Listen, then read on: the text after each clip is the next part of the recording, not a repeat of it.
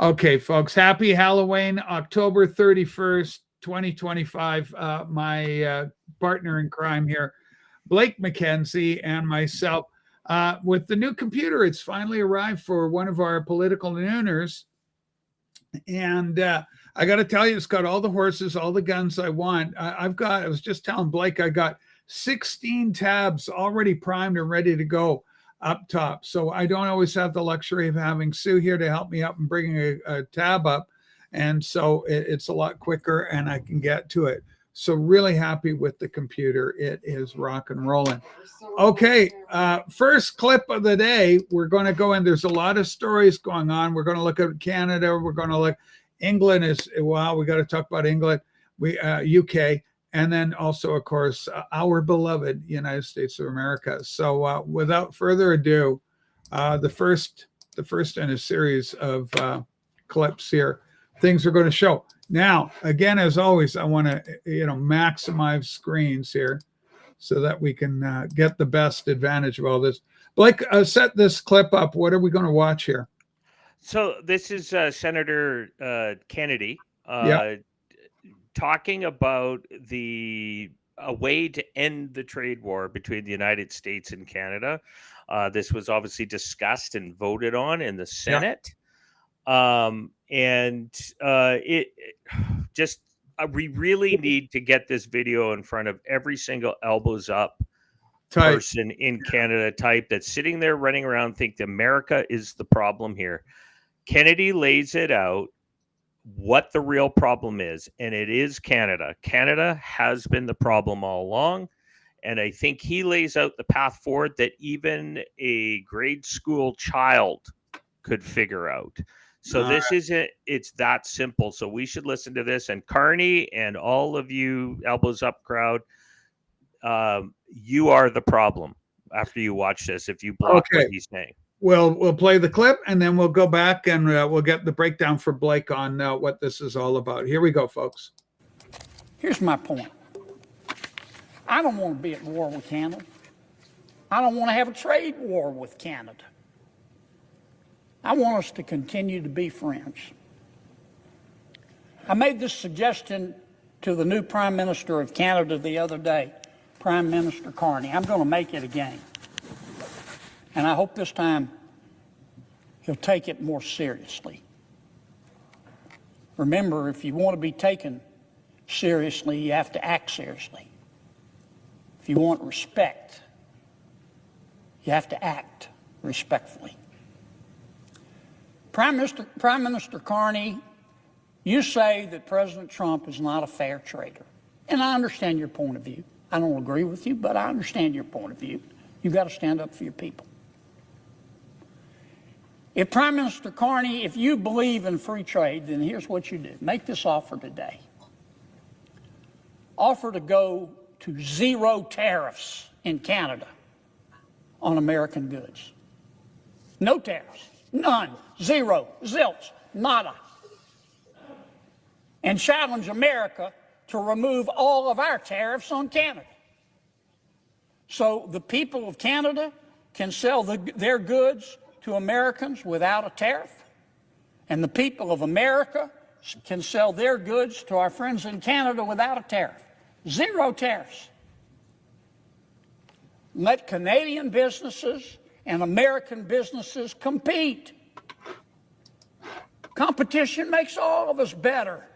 That's one of the shared values that we have with our friends in Canada. Let American businesses and Canadian businesses go at it in a friendly, competitive way, and may the best price and the best product win. That's fair trade. That's free trade. And if Prime Minister Carney, if he wants fair trade and free trade, he will make that offer. And I don't speak for President Trump, but I'll certainly encourage President Trump to accept that offer, and I think he will. There's a way to stop this trade war. It's just to remove the tariffs on both sides. Remember what Mama Gump said? Stupid is as stupid does. Let's don't be stupid. Let's don't have a trade war. Let's continue to be friends. Let's get rid of these tariffs. Mr. President, I suggest the absence of a quorum. There All you right. go. Really straightforward. So, I mean, it doesn't require a high school education to figure that one out. So what's the holdup? What's going on with Canada? Why, or will Carney take us down to zero tariffs on the United States, or will he not? Our bet, Smart Money says he won't, because again, we've talked about these monopolies in Canada. The dairy is a powerful one. There are some others. Go ahead, Blake, your take. Well, it's that simple. I mean, Kennedy laid out the argument that I think the Americans have been trying to lay out for a long time in a free trade agreement. Canada is a cesspool of supply management industries, protections, legislative monopolies, highly protected banking industry that only a handful can run banks in Canada. As I said, the dairy, even right down to maple syrup. There is so much. Our wheat board, the Canadian wheat board. Chicken eggs and chickens. You can only keep so many. I mean, it's just the absolute protection side that Canada's put up a trade wall. And they're running around telling everybody that it's the Americans' fault. Every elbows up clown in Canada, get your clown hat off just for a minute and listen to what Senator Kennedy is saying. By having competition with lots of businesses and not monopolies, what does that do? That causes a competition at price. It lowers prices. That's what it does. It's that simple. If we want to lower prices in Canada and make life more affordable in Canada for Canadians, we need to compete all across the board and allow companies to come into Canada to compete for the Canadian customer, and for Canadians who want to develop and produce products and services and sell in the U.S. can compete in the U.S. free of all tariffs, both ways. That's how it's a win-win for all. It makes us all richer. But the problem is we have in Canada a gatekeeping class of elites, what we call the Laurentian elites in Canada, that want to maintain these monopolies. They don't want to compete. You know why they don't want to compete? Because they got it easy. They can control the mechanisms of the economy at a very limited basis in Canada, which we're now seeing that problem arise. We are being boxed in Canada. Carney's got nowhere to go. And we should talk about this today a little bit. Look at all the huge deals Trump is nailing down in Asia. Trillions. He's bringing in trillions of dollars of deals back to the U.S. Carney, how many has he brought back? Zero. Just commitments to keep yapping his flaps with these people, pretending he's actually doing something. And he's talked to Xi, and what has Xi said? Nothing. They're just saying it's this new dynamic relationship. It's just gobbledygook language. Talking points, right? Talking just Yeah. language, just to blow smoke up the ass of every Canadian to make it look like they're doing something. He has done zero. Absolute zero. And the only thing you can imagine what's going on here is Ford is working with Carney, because he's part of that protectionist class, Yeah. to sabotage the trade negotiations purposely, because they think they're going to have a federal election soon so that the Liberals can get a majority and further envelop us into their, I don't know where it's headed.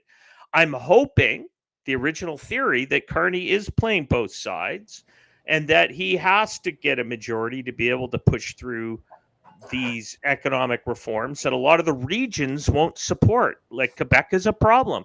Quebec would not like to see an economic union with the United States, security, market currency. And I think it's what Kennedy is showing here is the simplicity of the argument. And, I know there's people are going to say, well, Americans have subsidies on certain products and all that. But you know what? That could be put on the table, right? We won't subsidize. You don't subsidize. Let's just leave it as that. But Canada has an automatic subsidy. You know what it is, folks? It's our currency. Look at the value of our currency today to the US. Every American who's buying a Canadian product would get a discount just on the currency alone.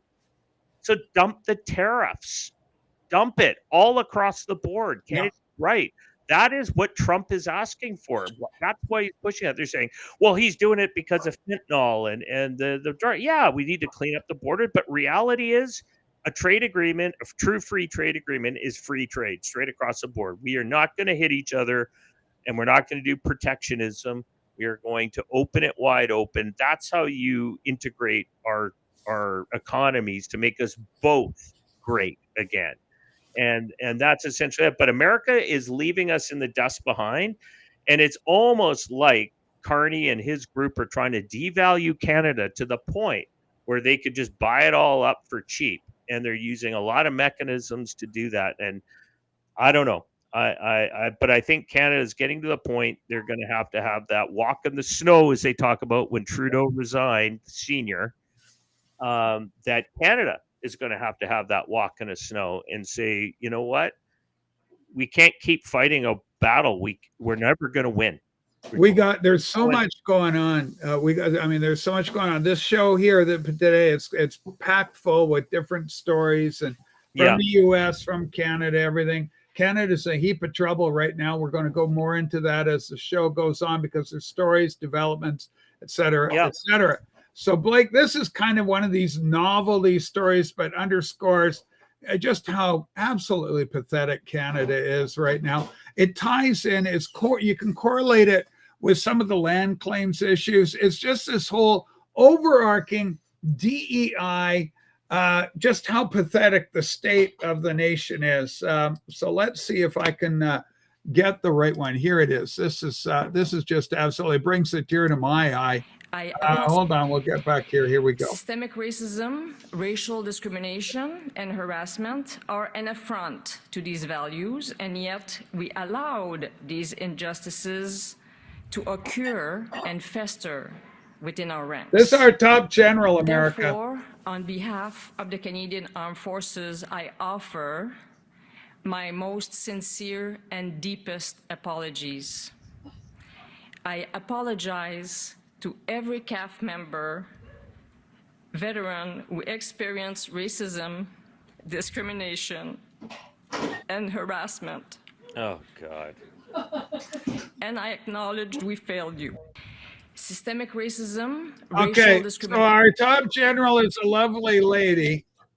And I don't know about you, Blake, but I felt my vagina clench a little bit. Just in feminine empathy. Feminine empathy with what the dear lady was saying.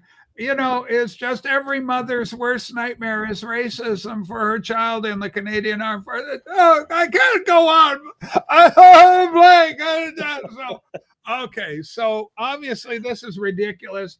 You know, it was once not a serious nation. Not a serious nation. Yeah, it was once explained to me that an army's job is to go out and kill people and break things. Yep. Yeah, kill people and break things. That's the art. Meanwhile, did you get enough of your soup, Corporal? Yes, I did, General Mommy. You know, it's ridiculous. The feminization of our armed forces. This is our top military figure in Canada. America's got Hesketh. And we got this turn up. Thoughts? Oh, I'm picturing. I was in a meeting this morning with Business Wise, and it's fascinating because we got into the discussion. It was all Americans and then me, and we got into a discussion about World War I and World War II, which was completely off base from our topic. But we were talking about the amount of ordinances that our World War I veterans had to endure. You know, this is our top general collapsing over whiny DEI, social justice whimpering, And these veterans from over 100 years ago would sit under a barrage of artillery for weeks at a time in the mud, festering with trench foot and being mustard gassed. And we have this wuss who's trying to pretend that she's leading our armed forces. She has zero respect from any of those forces. Those guys that are in there today won't respect her. She is a DEI plant put at the top for political purposes only. And that's what the Liberal government has created in Canada. That's what they created. They have Russia, China, all our geopolitical forces in the world that are against our Western way of life. They're laughing. Do you think the Islamic soldiers in Sudan that are currently massacring their own people by the thousands, do you think they care about that? No. All right, we got another story. Like I say, we got them all lined up. Blake, this is another one. Again, apologies to our American friends. We're going to get. We got some big stories in the U.S. Some really interesting stuff. Excuse me, but I want to do another Canadian story because this is just underscores again how frickin' FUBAR everything is here. And if you don't know what FUBAR is, we can explain that in a bit. Laurie Goldstein, I like Goldstein. He's all right. Let me see. Can I make this bigger? Let me see what I can do with Laurie on here. Boom, boom, boom. Bear with me as we okay. Well, we're going to the National Post, I guess, story. So we'll share this instead. Okay, here we go. We're switched over. So Goldstein notes this: Supreme Court strikes down a 1-year mandatory minimum for possession and access to child pornography. The case involves a challenge to the sentencing rules brought forward by 2 men in Quebec who pleaded guilty to the charges. So, long story short, basically, you get these pedophiles. They've been caught with pornography. They're going, a year of sentence is mandatory is too stiff. Pardon the pun for us. Sue reacting poorly in the kitchen to my and so this is just so absolutely crazy. A mandatory sentence because pornography. I mean, there's got to be some sort of inhibition against it. Look, man, you play around with that shit, you got a year minimum of before you do anything. It should be more than a year. That may be actually, it's only a year. I can, I'm all in on my porno. So what do you think? So the crying in the Supreme Court, again, it's all leftists. And so they've all just decided, no minimum sentencing on child porn. Well, look at the case. I was abused as a child and now I have to, go out and cause people. So, oh, wow, that's just horrible. We can't give you a penalty. We'll give you probation instead. So what do you think? Well, I think it's still on the broader viewpoint that the powers that be in Canada via their apparatus within the Liberal government, within provincial NDP, and even our version of rhino conservatives, a lot of these conservative governments that are not really conservative, they're liberals in conservative clothing, and they have been working on it. It just seems like this systematic morale destruction, and it's a morale. You are beating up on the morale of the good people of Canada, the people who believe in common sense values, and you're appointing radicalized judges, activist judges. And here's what's different for our American friends: we have an appointed Senate. Our Senate is appointed by the Prime Minister. We can't even vote for our You Senate. can't vote for the idiots, and they get a life in there with no term limit. Yeah, and so the Senate is swamped with them. So it doesn't even matter. Even if you got a government in right now that was pro getting Canada great again, they would have to fight a Senate that's almost 90% against them or better. Entrenched privilege. You have to abolish the Senate to be able to get anything done. Yeah. And so you got the judiciary branch that has been massacred. This is the It's all been judges. captured, kids. 100% captured, and it's just this endless barrage of these kinds of decisions that just beat up the public to lose faith in the country, and I think that is done intentionally. They're talking about bail reform here because we have people that have got in and out of jail 40, 50 times for beating people, rape, theft, drugs, and they just keep getting out. They just go in, catch and release, and out the door. And it just keeps happening. So it doesn't surprise me that this is any different. And I saw that there was a call today for the Prime Minister to have to try to do a non-withstanding clause, which is within our Constitution, that sort of stops a decision like this so they can take a sober second look at what's going on. So I don't know. To me, it's just a long list to destabilize the post-nation state of Canada. No law. Yeah. Let the criminals run it. Let's just destabilize it so much, because what does a disruptor do when they come in? They blow everything up that it once was and reform it into what they want down the road. Yeah, let's springboard from that into the biggest story going on in our neck of the world right now, and this is a land All part of the same story. You know, at once upon a time, it would have been, you know, somebody going, oh, well, the Indians, you know, we got to give the Indians their land back because we took all their land. You know, so here's the deal. At one time in our history, that it would have been impossible. Now the impossible is becoming absolutely possible. It's happening right now. This next story is absolutely incredible. We've got the Cowichan Indian Band in Richmond, British Columbia, 47 homes so far. This, you can look at it as a land claims pilot project. And this one fella's just gone viral. I think there's something like, 23 million views on this video of this guy. It's through the roof. Being interviewed, the guy cannot get a mortgage. The guy can't even sell his house. Not only can the bank won't mortgage his house. He's been paying his mortgage for how many years? Now the bank is foreclosed. They won't give him any more money. 1975, he's owned it since 1975, and then the flip on that, he also cannot sell the house. That's frozen unless the Cowichan Band agrees that he can sell the house. He's got to okay it with them. Folks, you're going to own nothing and you're going to be miserable, is what the truth of it all is. So yeah. I'm going to get the clip of it all here. There's so much going on, man. Okay. Yep. Full court press. Yeah, I think it might be this one. Yeah. Okay. Here we go. I got the right one.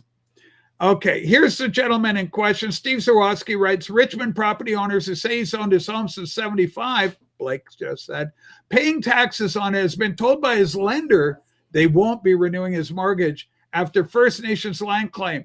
Ladies and gentlemen, this is just a start. And I've got it queued to the point where they're kind of talking about, man, I can't get a mortgage. Here we go.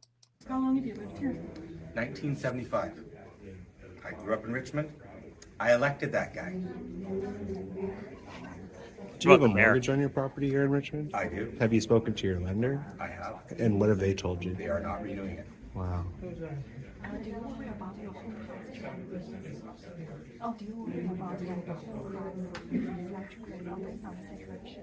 All right. So the reporter goes, have you talked to your lender? He goes, I have. And or what about your mortgage? He goes, they will not renew it. So this guy, and somebody did a chart on your property values. You know, properties have been going up and up and up and up, and now the market's just falling out. Blake, talk to me about the reality of anybody wanting to invest here. Are people going to start leaving the province once this goes through? Can we expect to see a mass selling off of property? I mean, even now, seeing the trouble in the water. I mean, if you're thinking, you might be wanting to go, I got to get the fuck out of here and I got to get out now. Yeah. Well, and for most people, they can't. How do you escape when you have most of your wealth is in your home? The single biggest investment you have in your life is your home.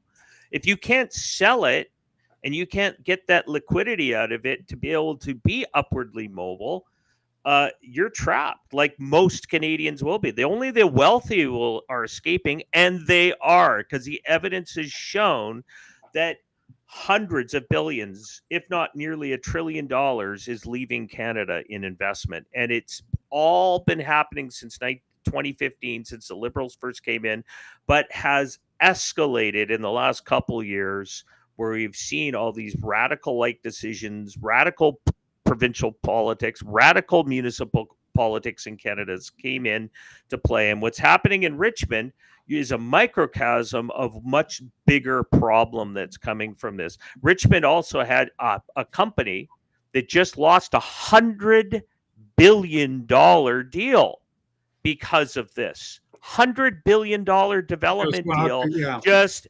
disappeared. Well, guess what? The bank, the finance institution, is apparently saying, "Oh, the decision was made was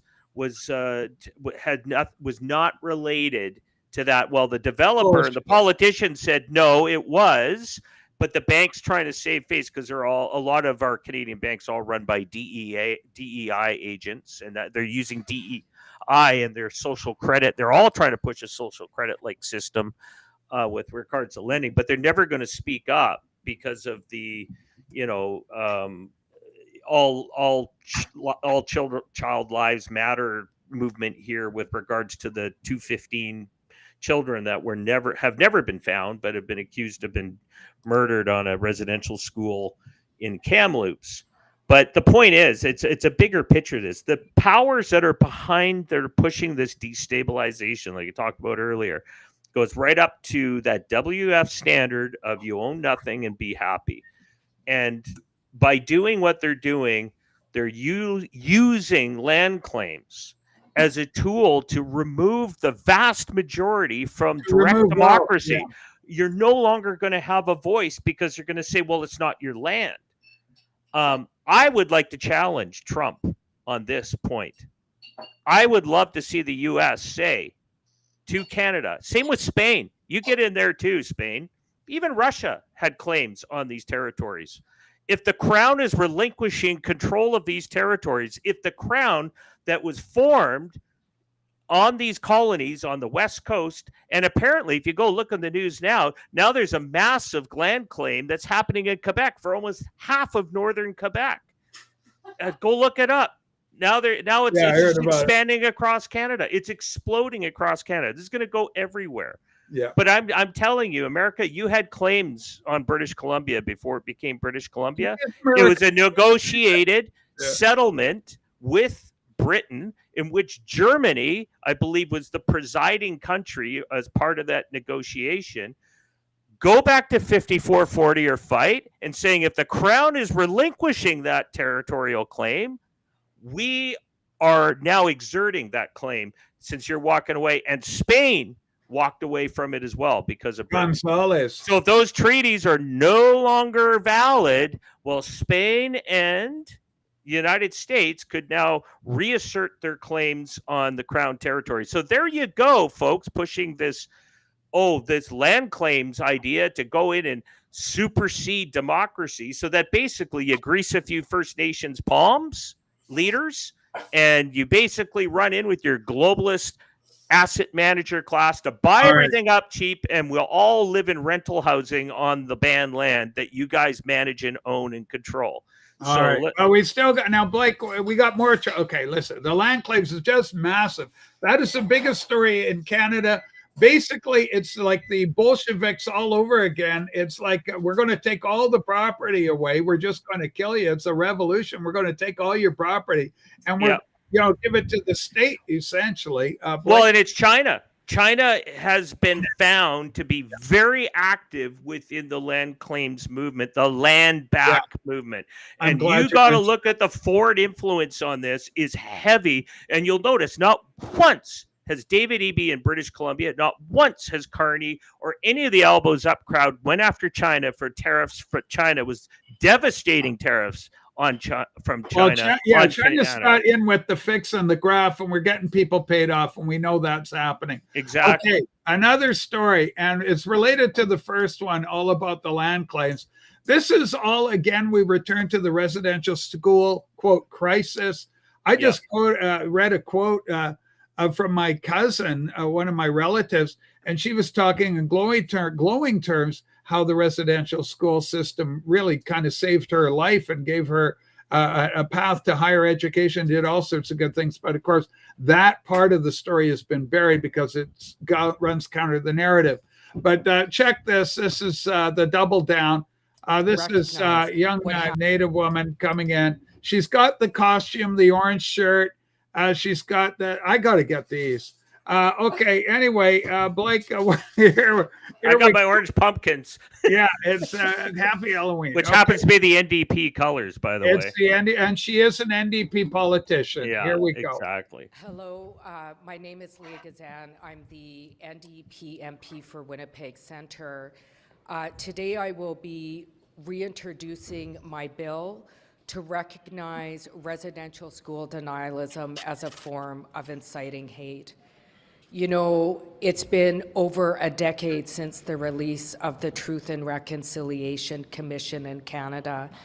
And since that time, we have seen, since the discovery of unmarked graves, an increase in denialism about what occurred in the residential schools.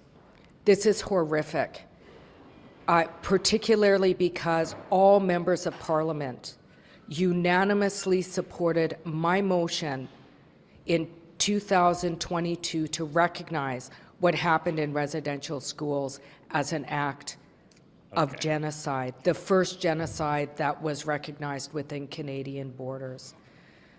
At a time where we are looking at, once again, building a nation on the backs of Indigenous peoples around our lands, territories, and resources in the name of national interest, in violation of constitutionally enshrined Indigenous rights. If this government is serious about reconciling with Indigenous people, it must ensure the protection of survivors. It was the stories of survivors and our families that put us on a path towards reconciliation. So I'm calling on the government to do the right thing, to take on this bill, to support this bill, and truly honor the gift that residential school survivors provided to Canada. Thank you. The gift? Okay, so yeah, this is nuts.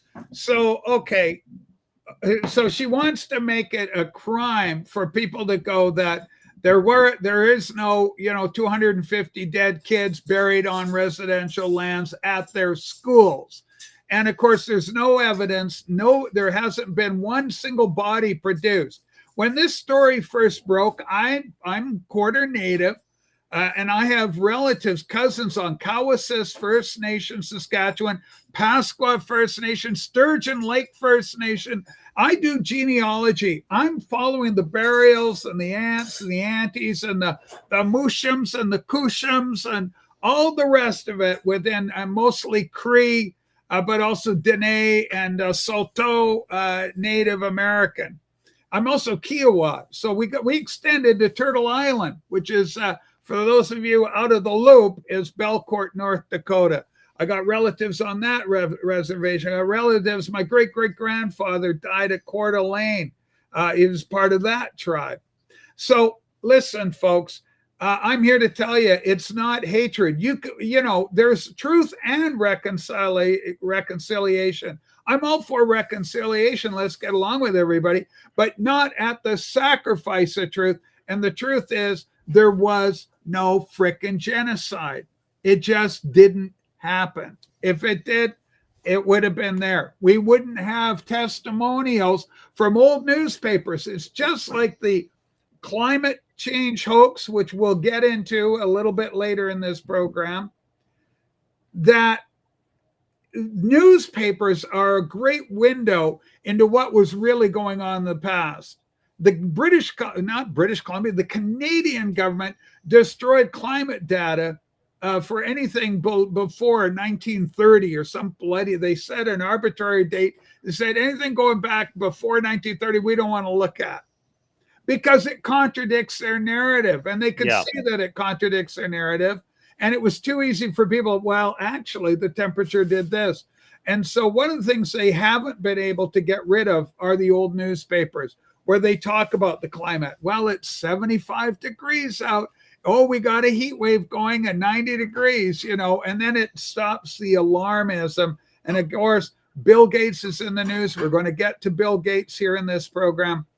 But going back to the residential school, my point, you got to have truth as well as reconciliation. And in fact, without the real truth, the objective truth, you don't have a hope in hell of having any reconciliation. Blake, your thoughts? That's 100% what I've been saying to people on X who have been debating this issue, is that there is no truth in reconciliation. You can't get to the reconciliation without the truth. And that's it. That's the home run hit right there. Because if you're going to have the vast majority, we're talking super majority of people to feel sympathetic to a tiny minority now, a tiny minority in Canada. In British Columbia, less than, I think there's 250,000 at nearly 6 million people. We have more are Indigenous. We do. And people from China. And of course, those of us who migrated here from Europe over the last 200 years into British Columbia, specifically 500 years for the rest of North America.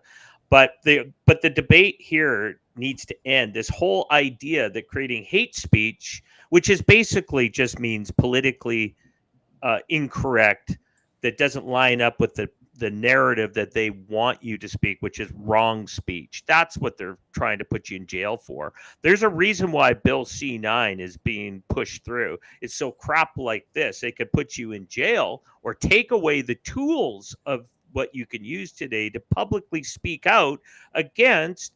It's not notice that they love to reduce the idea of genocide for what it really is. Genocide is a mass systematic murder intentionally of people.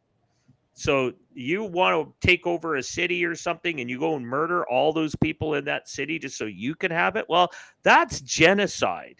But what they're talking about, they've redefined genocide to be cultural, which means you've brought in a new culture and you are overwriting the old culture. Correct. And that's essentially what they're defining as cultural genocide. Mind you, these same people hate it when we talk about cultural Marxism, which is very allied to what we're seeing right now. Yeah, that's what it is. Right. But they deny it. They say you're not allowed. So what do we call them? Well, you're cultural Marxist deniers. I mean, that's what you basically are. And these people pushing this crap on hate speech are cultural Marxists. Most of them are tied to cultural Marxism. They are attacking you from the social level, not physical, not like the Lenin way that you'll have a revolution by physical force and that the workers will unite and topple everyone with a gun in their hand.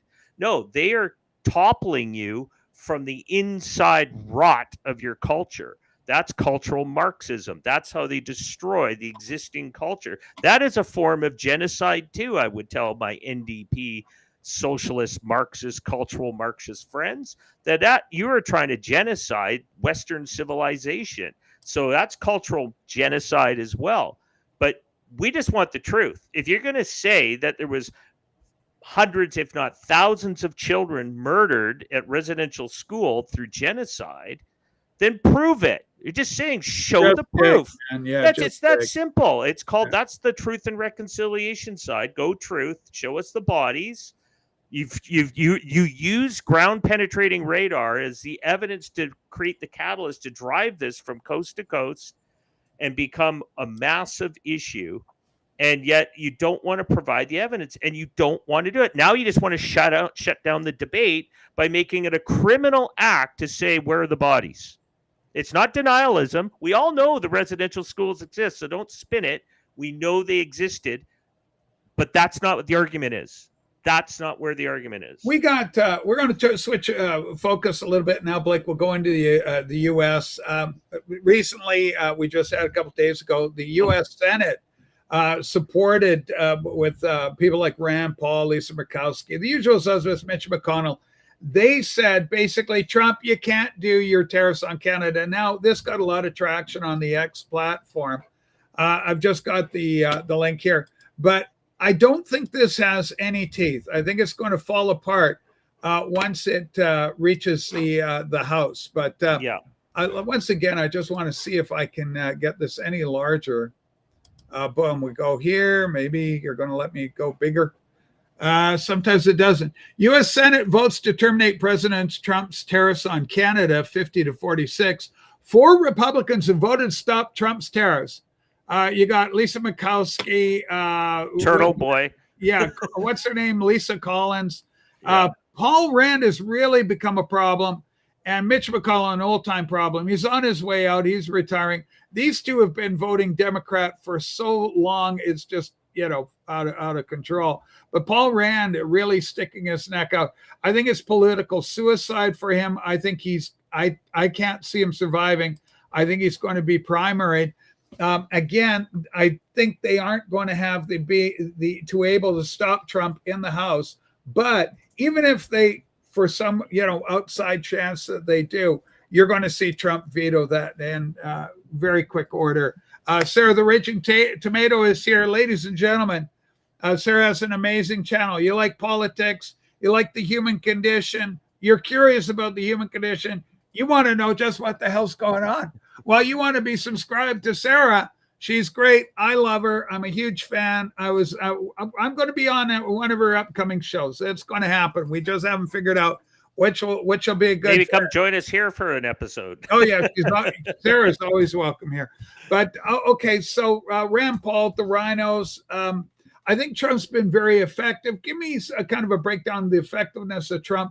Marginalizing, we got Thomas Massey. He's been a big disappointment, a hassle, but we seem to be winning that fight. Again, I use it like arm wrestling.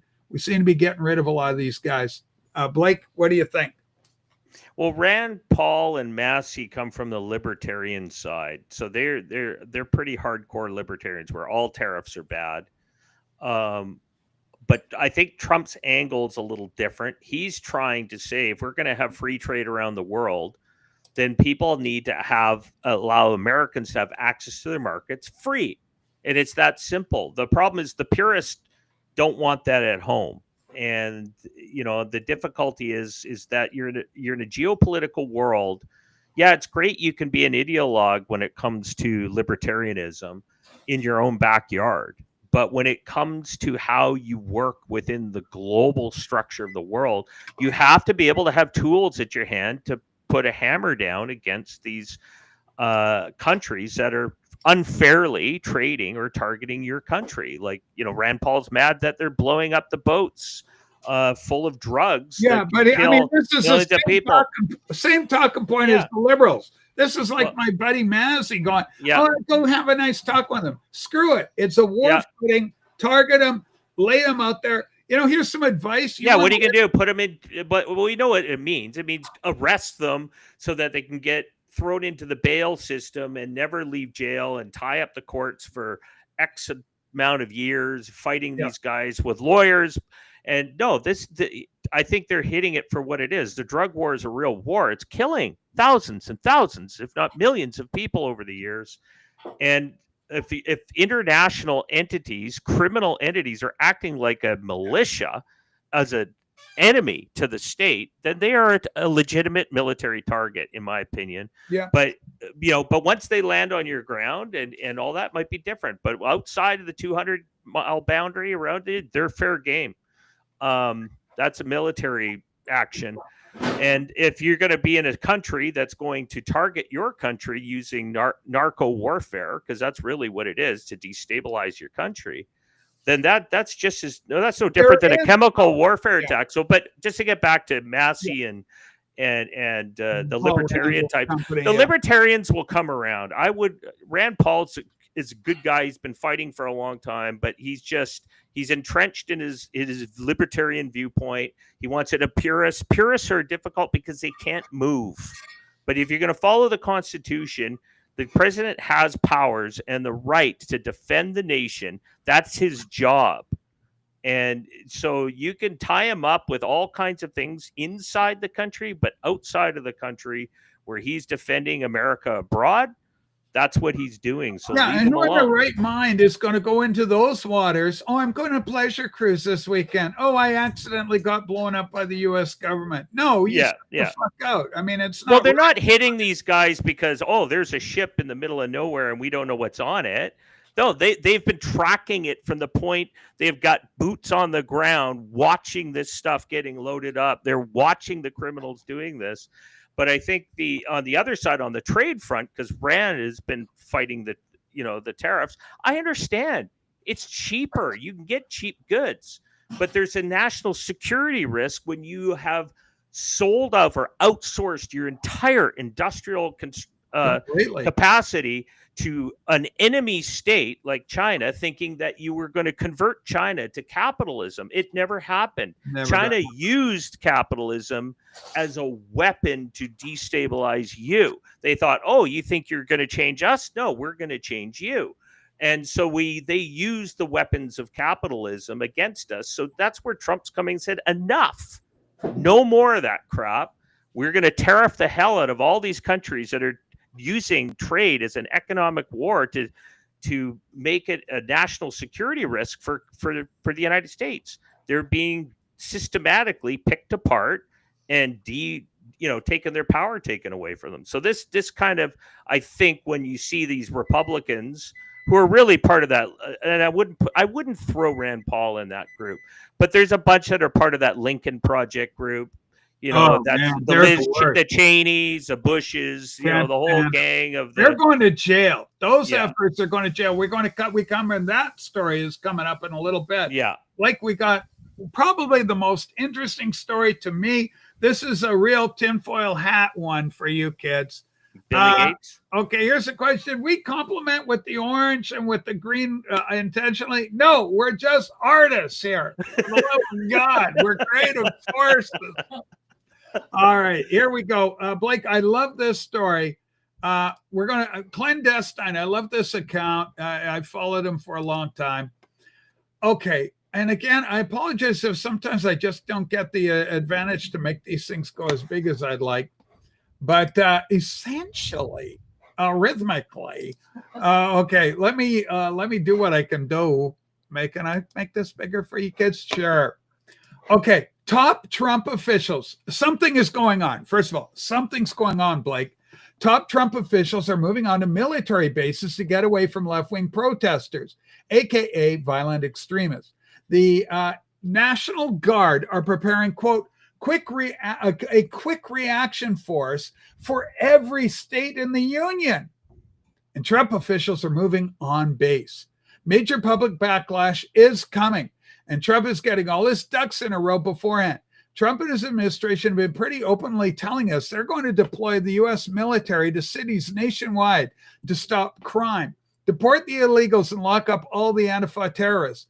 Sounds like the Insurrection Act is coming, kids, and members of the Trump admin are moving into maximum security before the hammer drops. Top Trump officials, the Independent UK, Atlantic, and the Independent, top Trump officials are moving on to military bases. Stephen Miller, Marco Rubio, Christine Noem, and others have taken homes moving into military bases. Top Trump officials, Miller, Noem, Rubio, adopt bunker mentality with housing reserved for military officers. Report. This is absolutely freaking amazing to me. There is a sense of there is a plan. There is a plan.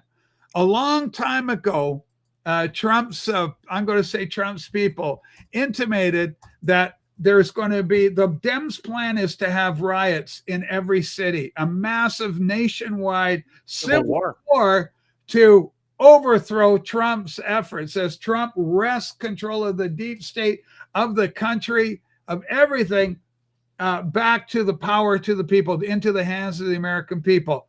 So you protect your intelligence, you protect the head, Rubio, Trump, all these people, you get them there, you keep your people safe. Then when the nuts go nuts and they're activated, because what if we go after Obama? And that's going to be the next link, the next story. We're going to go into the real dark waters. But I think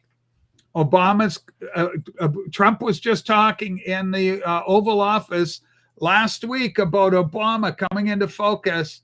There is so much going on. Of course, the weaponization of the IRS, that's now coming up for review. The 2020 election up for review, and criminal charges tagged on with all these things. The next link I'm going to bring up with that. But I think that Trump is getting ready for civil unrest on a massive scale, but it's going to be like a fire that pops up. As soon as it pops up, it's going to be smothered and taken down. Smothered and taken down by the National Guard. He's getting 500 500-man response units in every city, every state, across the union. I don't know if I think it's every state. 500 in every state, the main cities in each state. Blake, thoughts? Well, this isn't his plan. Is that tinfoil? Is that crazy? No, it's not tinfoil. This is this was a plan that has been written about by the Democrats for a long time. They call it the Podesta plan. So research it. It's a legitimate plan. It is the strategic plan on how the Democrats would maintain power and control to stop a Trump-like character or any other movement that might remove the establishment from power. The Podesta plan, you need to read it, everybody who's listening. Look it up.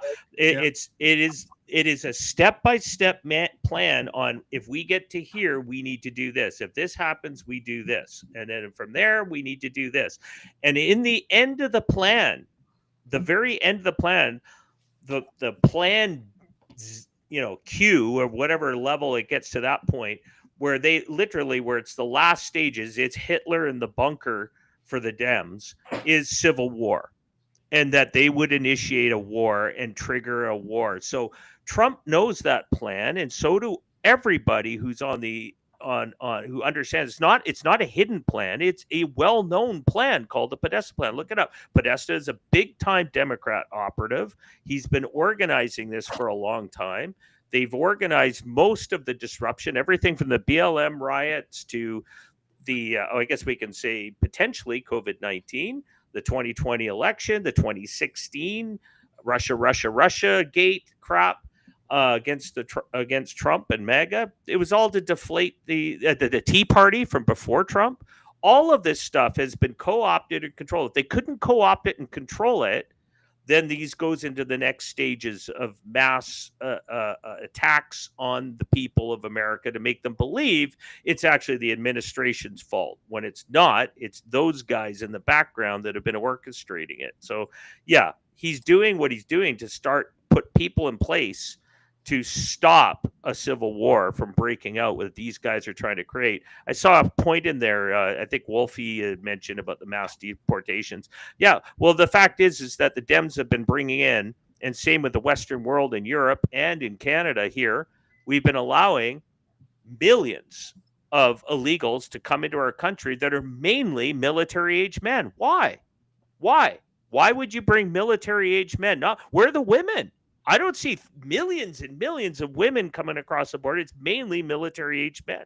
Why? And then Trump's doing the right thing. He's getting rid of them. Because why? They're there. They're like cells that could be paid to do whatever you want. They're like a militia of your own.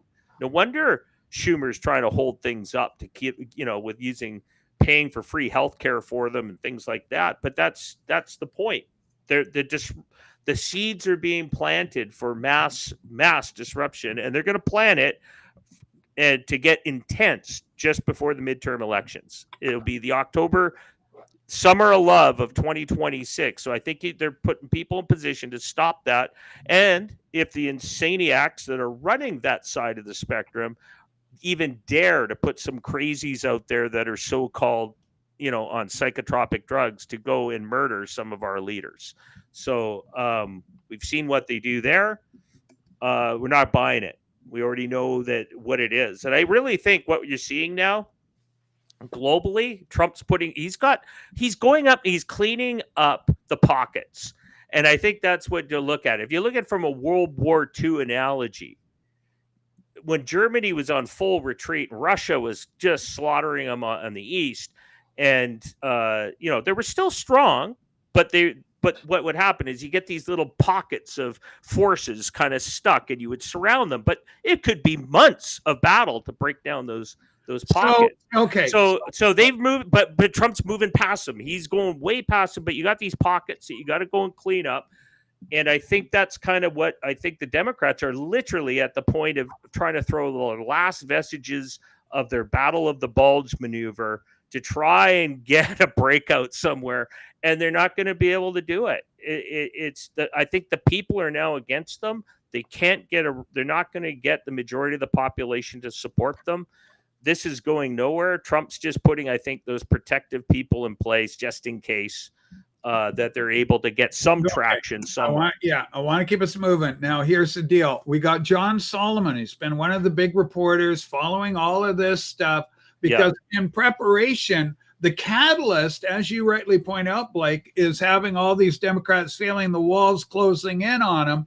Are the walls closing in? This next clip that we have here seems to indicate that it is.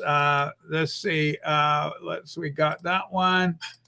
Okay, I've got a lot of links up here. Okay, smokes. Okay, here it is. This is from an account called The Storm Has Arrived, appropriately titled. I just love this. He goes in and explains the storm has arrived.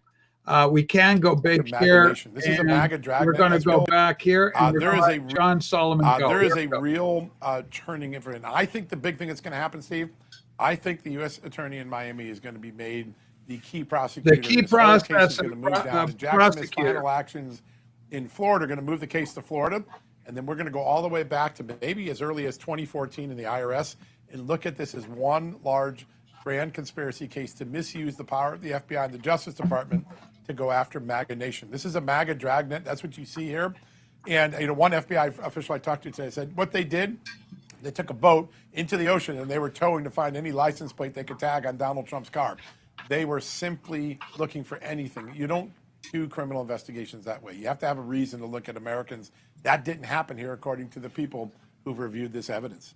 Where is this investigation going to go, and what are the next, you believe, major reveals we're going to see? I think some of the people who were part of Arctic Frost are going to get both congressional and grand jury subpoenas. People will be hauled before the court and forced to answer. And I want to remind people something that Jim Jordan said on our show last night. Jack Smith's two top deputies have taken the Fifth Amendment, prosecutors have taken the Fifth Amendment about what they did in this case. What does that mean? They think they may have engaged in criminality. You can't take the Fifth Amendment if you don't think you have criminal liability.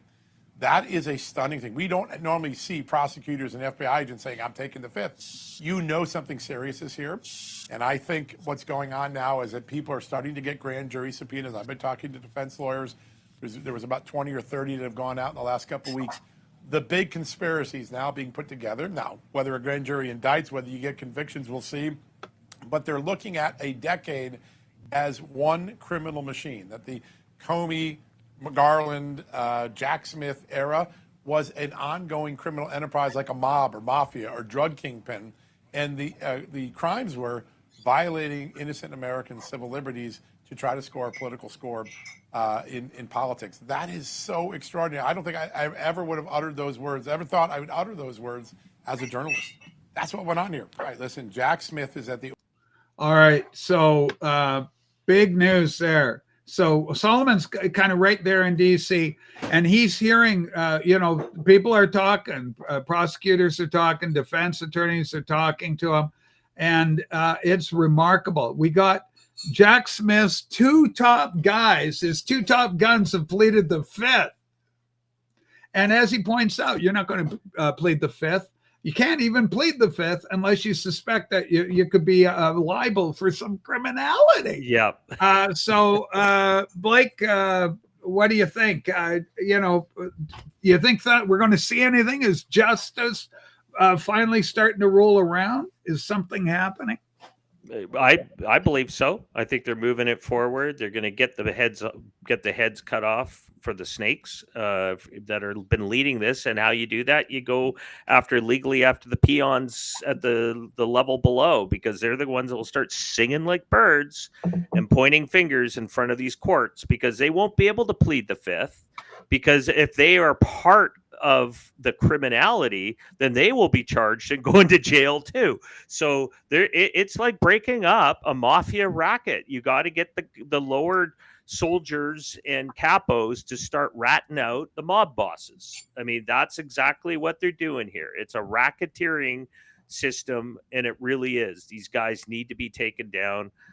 They had captured the political apparatus for criminal means. And if America's learned one thing here, is that make sure you keep your checks and balances public at all times. Do not ever let this happen again. Okay, kids, we're going to a few extra innings. We got a couple other stories to cover today. Now, Dr. Fauci is in the news. Bill Gates is in the news. We got those two stories. So let's go first to Dr. Fauci. This is kind of encouraging for our team. Tulsi Gabbard, this is MAGA Army, love the name.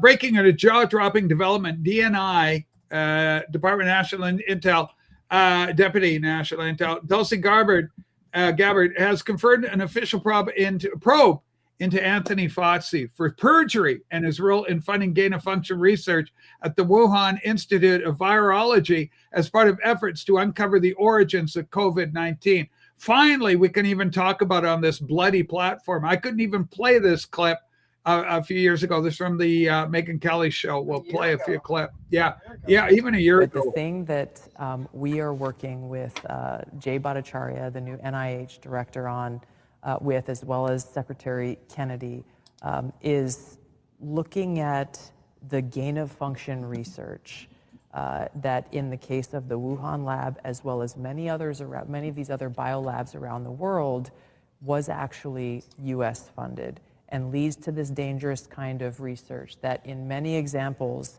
has resulted in either a pandemic or some other major health crisis. Well, let me ask you specifically, because we already know that EcoHealth Alliance was partnering with this Wuhan lab to do gain-of-function research. That's right. We just have never been able to have somebody say, and it was that exact experiment that led to this COVID bug.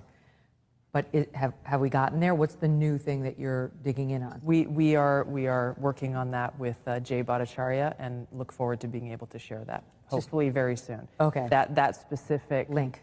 Correct, between the gain-of-function research and what we saw with COVID-19. I mean, that would be extraordinary, because just so the audience knows, if that's true, if it was Peter Daszak's research with the Wuhan so-called bat lady that caused this pandemic, then we did fund it. Then Anthony Fauci helped fund the pandemic. The thing that he denied over and over and over to Senator Rand Paul's questioning. That's right, under oath. Under oath, exactly. So is it any wonder that he sought a preemptive pardon for anything during a certain period of time by President Biden before he left office? And then strong-armed and smeared people like Dr. Jay Bhattacharya, anybody who came out and said, I don't know if that's natural. This actually smacks of lab. And the reason why this is so important is not just what happened in the past, it's because this gain-of-function research is happening in biolabs around the world. I got attacked, and I think you saw this. We've probably talked. Okay, Tulsi goes on, but got down here. So really interesting. So gain of function, we're not there yet, but it looks like it's rapidly going there. And Fauci is being investigated for his role in all that, because you couldn't even on this platform, we couldn't even say it. I think at one point, Blake, the show would have just disappeared right at this point. We would have been off. The show would have died. Wait, what happened? You're off the air. Right? Booted off X, booted off Facebook, deplatformed completely. Yeah. I don't think they can suppress these stories anymore about the election, about the virus, about any of it. The lid is being blown off all of this. The truth is finally coming out. And praise God for Donald John Trump, because that guy, his administration is the catalyst that's making all this possible. Arm in arm with people like Elon Musk, who freed us up on the X platform so we could start talking about this stuff. And then it couldn't be frustrated, it was like bizarro world. You have one world in Elon's world on X where we're all talking about stuff. And then you go into a CBS, NBC, and Canada's networks, and not a word spoken. Yeah. So great news about the COVID-19. And Tulsi's warning that biolabs are currently up and running, playing around with this dangerous shit that could, kill millions of us. Well, which could have a Canadian connection. And there's been some evidence shown that because of a Chinese influence within a certain lab within Manitoba, that the virus components, at least of it, or part of it, was connected to a foreign influence situation where there was a scientist there that was taking specific biolab in these extreme biolabs where you have very deadly viruses, took it out of the Canadian one and took it to China. And apparently it's, again, one of those Canadian foreign influence stories that came out in the mainstream news all of a hot second because they had to say something about it, but then disappeared, right? Can't say anything bad about Chairman Xi in Canada because he controls our political apparatus right now. Okay, last week Trump famously quoted, "We've won the war on the climate hoax," is a language used by the president. Obviously, it's a little strong. Fauci doesn't call the climate change situation a hoax, but he's changing his tune. It may be that he's changing his tune, trying to get ahead because his foundation, the Bill and Melinda Gates Foundation, is under investigation by the FBI, even as I speak. Bill Gates could finally be facing a reckoning. And so in an effort to pull back from that, here's the deal. One of the most bold comments on all this climate change bullshit was that China financed it. China gave Gates big money and other operatives money, allegedly, to propagate this kind of language so that it would end up crippling our whole culture, our whole society, so that by not using fossil fuels and trying to follow around with electric vehicles and sun, energy, and windmills, that it allowed China to catch up technologically, to start quickly industrializing, because they put the gas pedal down, literally the gas pedal down. And so their military was building up. They were on full drive where we were crippling our own efforts, and we were hamstrung with these regulations and these environmentally ridiculous concerns that actually crippled us. Here's the interesting take, probably one of the most balanced takes on the whole thing. Mm-hmm. This is AI, and I will do my best to try. Is that the one? Yeah, large it for everybody so you kids could read it nice and clear. And so the question is, Dr. Tristan Behrens asked the question, Grok, did Bill Gates really say just recently that climate change is not a big thing? And then Grok goes, yeah, in an October 27 memo on Gates Notes, Gates argued climate change is serious. Okay, it's not a hoax, it's serious, but it won't cause our humanity. It's not going to kill us like they were saying, like the planet's going to end in 10 years. New York's going to be underwater, as we had one of the kids talking earlier in the peanut gallery. It won't cause humanity's demise. Criticizing doomsday alarmism, he called for pivoting resources from strict emission cuts to reducing poverty and disease, which he sees as more urgent for improving lives. This shifts the emphasis while affirming innovation can address warming effectively, but at not the cost of where you got to get rid of your car. You got all these bike lanes, all this crap. Yeah. Otherwise, if you don't get on board with this in your 15-minute city, the planet's going to be dead. That language is ended. I think that's the foot in the door. We need to push that fucker all the way open and disavow the entire corrupt mechanism funded by China to undermine our nation. China's got its hand in this, Blake. I think it's got a big hand in why this became such a prevalent device. And it all seems to lock arm in arm with native land claims, with burial grounds, and it's just their hands are all over it. It seems to be one massive cluster. Well, I don't blame China alone. There is a cabal of globalists out of the WEF who wanted to change the global currency system. As we've talked about this in prior episodes, the fiat currencies of the world are in trouble. The central bankers are worried that you get massive upheaval when the currencies aren't stabilized, that you have a situation where you have massive revolution. This is what they're trying to prevent. So how do you do it? You control it. You change the monetary system away from a debt-based currency system where it's tied to printing debt notes, but you're printing it to carbon notes. So it's basically your valuation. They wanted to monetize air, carbon. And that's what they were converting things over to, but it won't work voluntarily. You need to have an apparatus tied to it, much like the Chinese system, which is simply the social credit system, which controls behavior to the point that makes you a good person in their eyes, which means you are not politically trouble for them.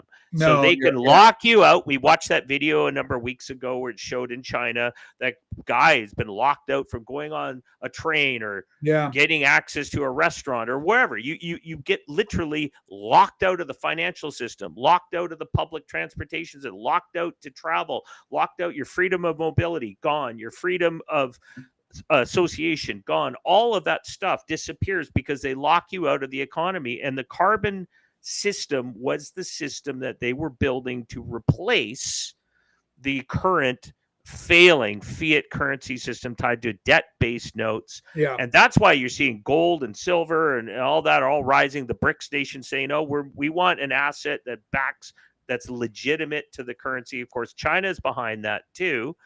But the WF, I think, is the core behind all this. These are the long-serving European banker elite class that have been managing the world's finances. And those have watched Game of Thrones.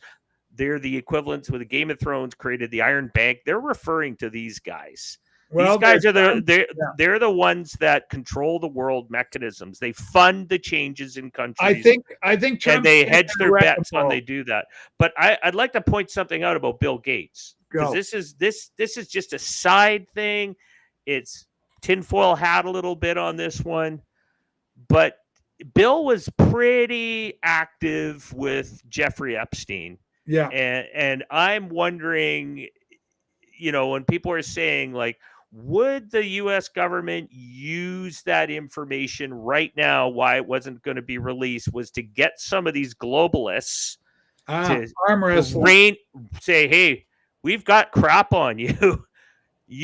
We're not buying this game, you guys, to try and take over the world. So you're gonna disavow this crap in front of the world, and you're gonna start playing ball. Otherwise, Epstein World hits the newspapers with your face all over it." I like the thought, like look what Prince Andrew, right? I mean, the King of England right now, Charles, just tossed Andrew out. Yeah, he lost all royal title, etc. because of his Epstein connections. Yeah, correct. Okay, so here's another victory. This is a huge victory. Now, ladies and gentlemen, last week, Elon Musk launched Grokpedia as a challenge to Wikipedia, which is a leftist-controlled sewer pit. It's okay if you want to find out, golly, who's starting that old movie? But if you want to talk about anything political, it's wrecked. And we talked a bit about this in last week's program.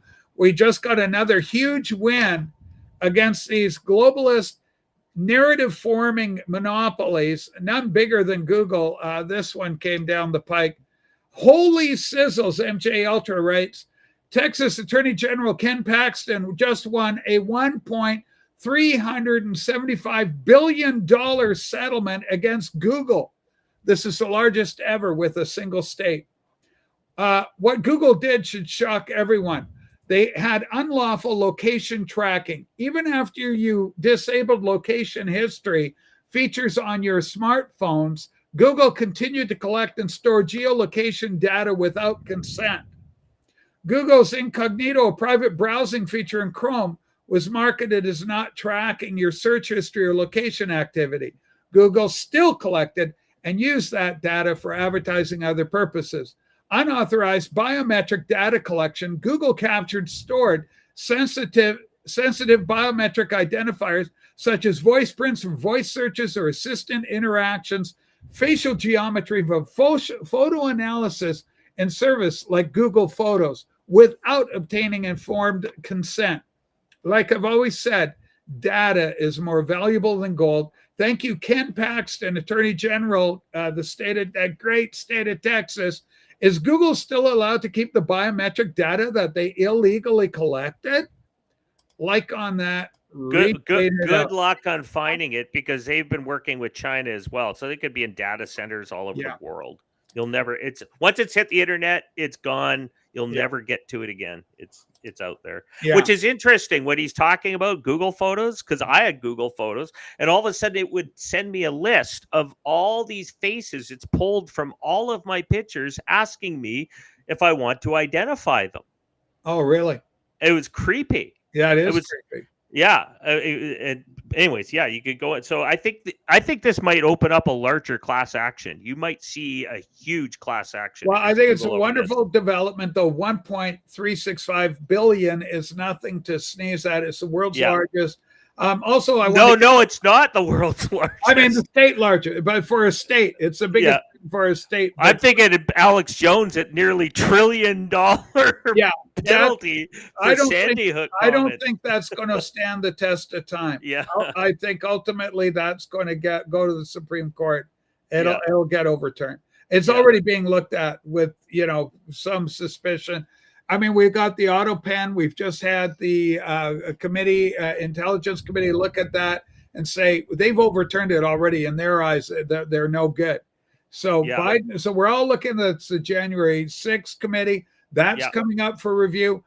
Those people are going to go to jail. The hammer of justice, folks. Dems, you can continue to panic. Get ready to riot. Whatever the hell you want to do, we're ready for you. We got the National Guard with our disaster response units in every major city, in every state. Unfreaking believable.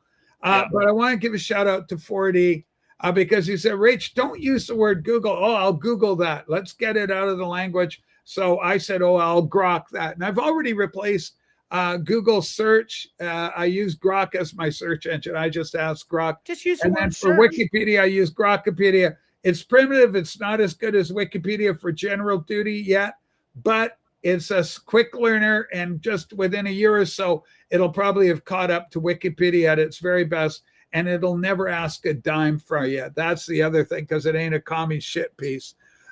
Blake, final comments on that last little bit, and then we'll head the hell out. Well, it's a good point. I hate the idea of what we use as normal verbs in our life have been branded and become a verb. Everything from, just Google it, or pass me a box of Kleenex when it's really tissue. You give so much power to these big brands, and they manipulate it psychologically. But I agree, we need to stop giving power to these entities that become monoliths and force them to compete with everybody else. Like I in my industry, everybody says, let's go and rent an Airbnb. No, it's not an Airbnb, folks. It's a short-term rental, or it's a vacation rental. Don't give power to these multinational corporations that are owned by the big asset manager class. Don't stop giving them that kind of monopoly power over a brand name that becomes a verb. So, which underscores what 4D was saying. Well, that's exactly it. It's on all things, though. Just remember that. Watch how you've been manipulated over the years to what used to be a standard thing. Like, this is a coffee mug, might be called a Yeti down the road, right? I mean, just who knows, right? It just, that's what ends up happening when people, because they get used to saying something and propagandized, and it's a form of propaganda, and it controls your speech. So okay, folks, with that in mind, a moral lesson for all of it. I got to grok it more. I like grok. I'm all in on Elon. But Blake, I love you. Happy Halloween, 31st October. We're going to be back in November, kids, with the next program on Tuesday. And everybody, give us a thumbs up. We love and an hour earlier. Oh, and an hour, frickin' turn the clocks back. We roll the clocks back this weekend. That's horrible. Except for those of our friends in Arizona and Saskatchewan. Thing. I want to see that ended so bad, Blake. Yep. All right, everybody. Thanks. Give us a like, subscribe if you're new around here, and share the video. We need to get more than 11 people watching while we're live. Take care, everybody. We love you. Peace and out. Peace.